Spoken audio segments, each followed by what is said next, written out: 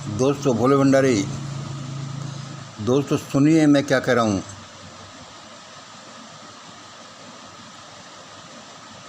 ज़रूर सुनिए, जल्दी सुनिए, सब सुनिए और सबको सुना दीजिए।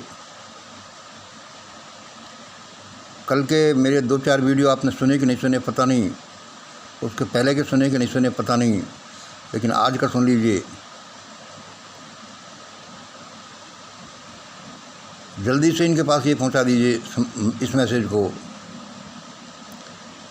देखो, मोदी साहब, भागवत जैसे लोगों को समझा दीजिए जल्दी। नहीं समझा सको कम से कम तो इस मैसेज को भेज दीजिए। क्यों कि ये ऐसे रास्ते पर चल रहे हैं कि मारे जाएंगे। मैं ये नहीं कह रहा कि मारे जा सकते हैं, मैं ये कह रहा हूँ मारे जाएंगे। तुम कहोगे भाई तुम कौन होते हो मारने वाले। मैं नहीं मार रहा, मैं इनकी ज़िंदगी बचा रहा हूँ। यद्यपि ऐसा सही बोलकर, कड़क बोलकर हो सकता है मैं इनकी एनिमिटी, इनकी दुश्मनी मोल ले रहा हूँ, लेकिन वो गलती से होगी। सच्ची बात तो यह है कि मैं इनके भले के लिए कह रहा हूँ।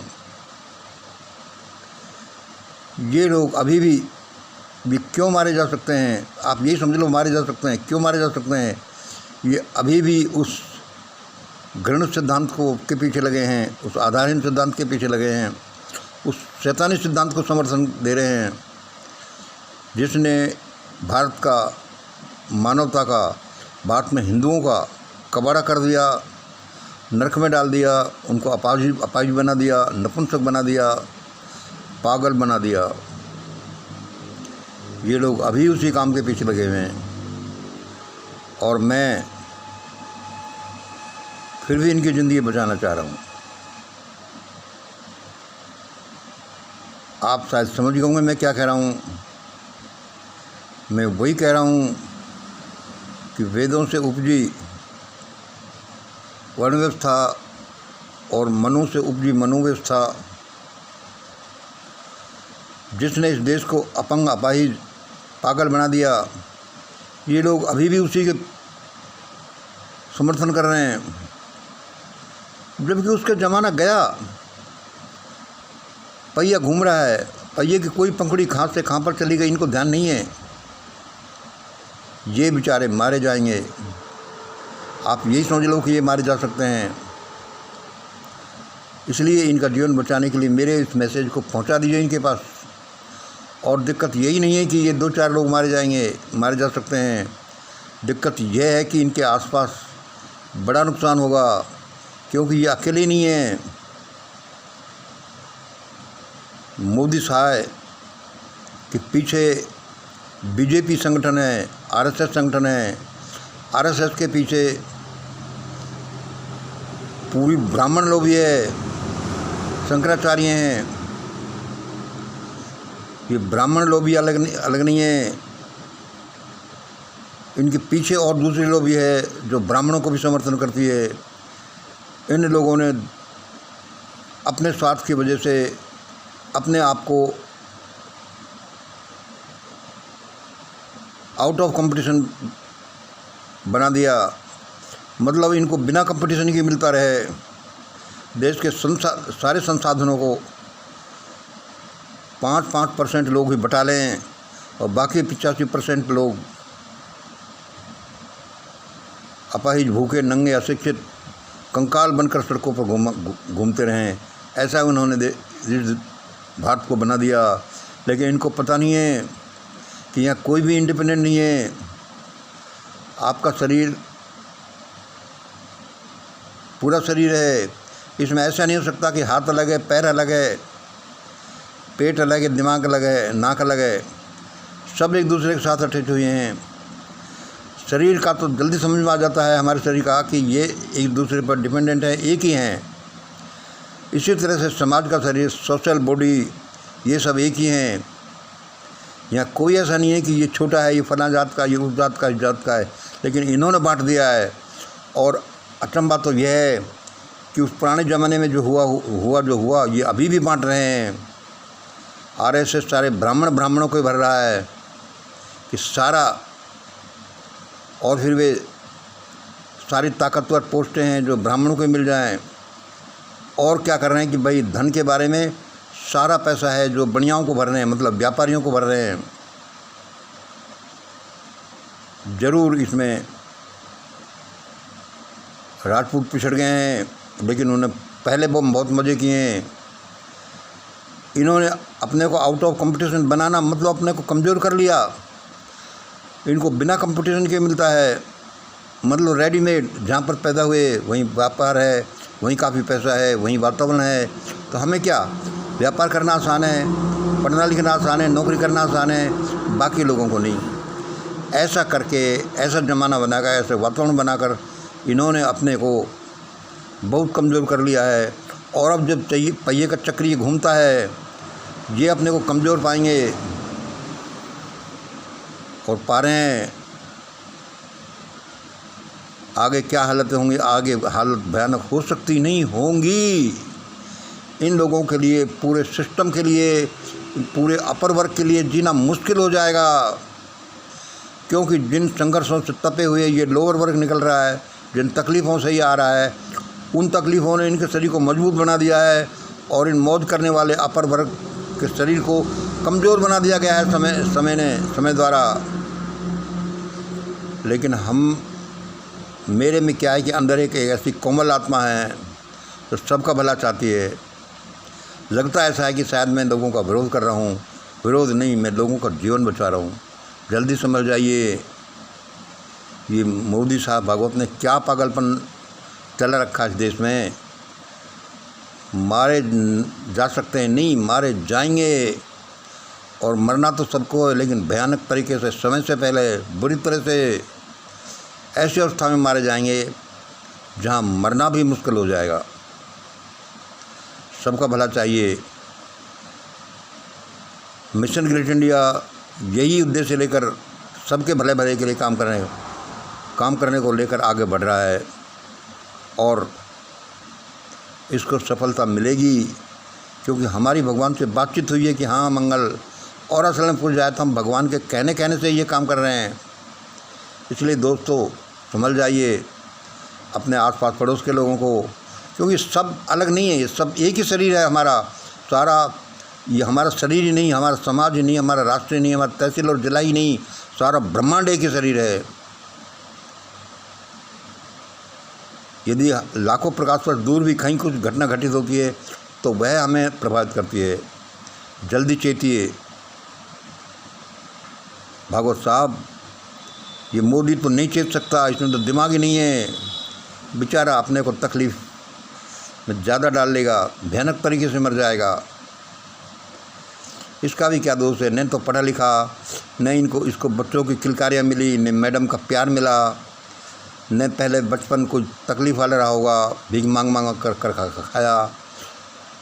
मोहन भागवत, बड़े बड़े लोगों, देश के लोगों, समझाओ इसको, ये अपनी इन हरकतों को छोड़ दें। ज़माने में कुछ का कुछ होने जा रहा है, और जो वही होना है।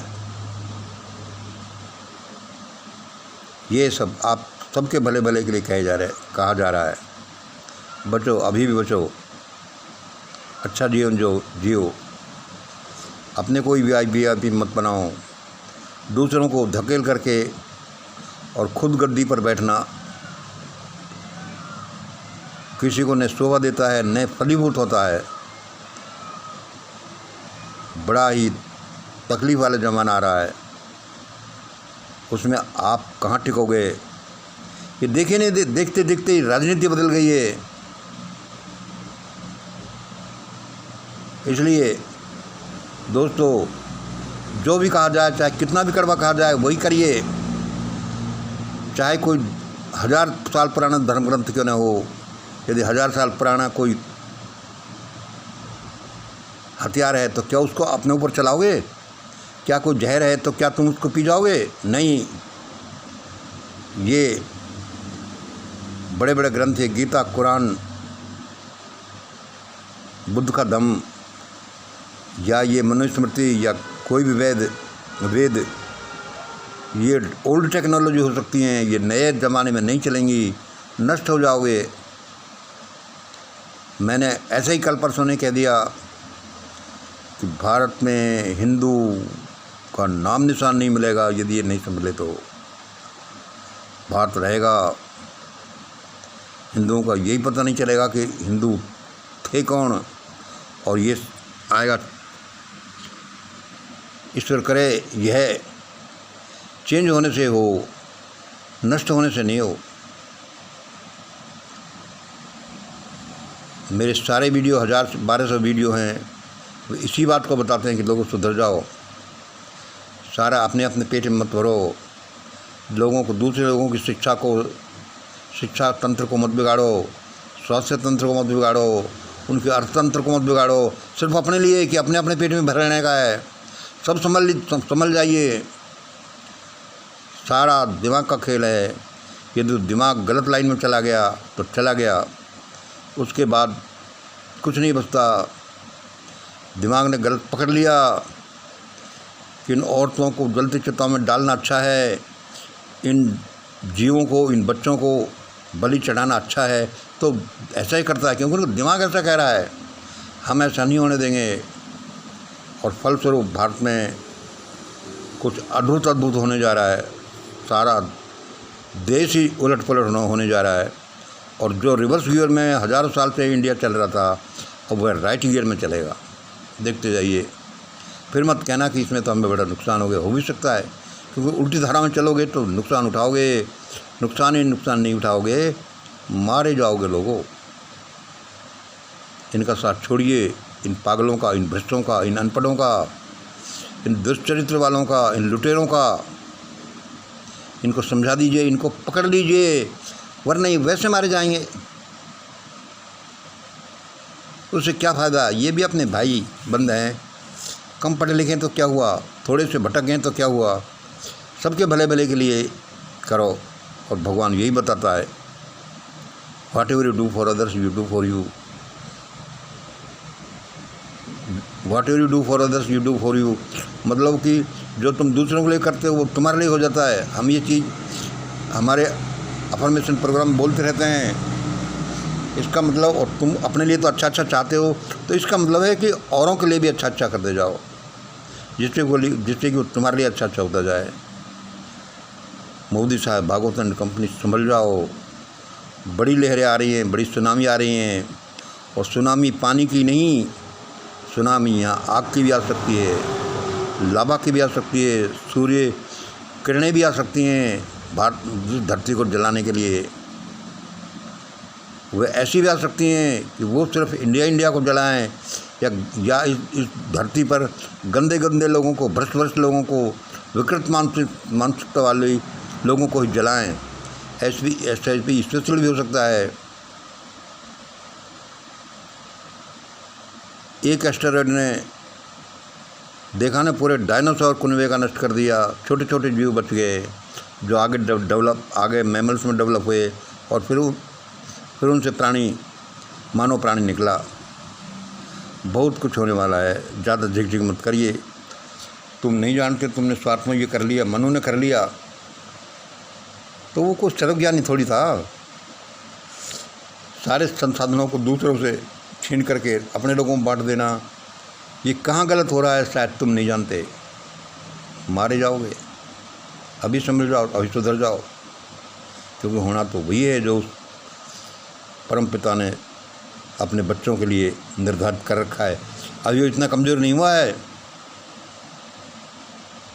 और वह कमज़ोर होगा भी नहीं, क्योंकि ये बायोलॉजिकल फादर नहीं है, वह परम पिता है, सबका पिता है, सर्वज्ञ है, सर्वज्ञानी है, सर्वशक्तिमान है, हमेशा रहने वाला है। संक्षेप में समझ जाइए, कोई नौकर नहीं लगा दूसरा किसी को समझाने के लिए, अब खुद को समझना है, क्योंकि ये तुम्हारे अस्तित्व का प्रश्न है। मैं क्यों बार बार चिल्लाता रहूँ तुम्हारे लिए? क्या तुम किसी के लिए भलाई के लिए चिल्लाए हो? यदि तुमने ऐसा किया है तो तुम्हारे लिए कोई करेगा, वरना किसी को क्या जरूरत पड़ी है। मारा जाएगा अपर वर्ग, मारा जाएंगे शहंशाह, ये शासक, ये संपन्न, ये अंगड़ाए क्योंकि ये पागल हो चुके हैं और पागलपन का नेक्स्ट स्टेप मौत है। धन्यवाद। जय हिंद, जय भारत। अभी मिशन ग्रेट इंडिया को ज्वाइन करें, फिर आप अगला प्रोग्राम जानेंगे। धन्यवाद।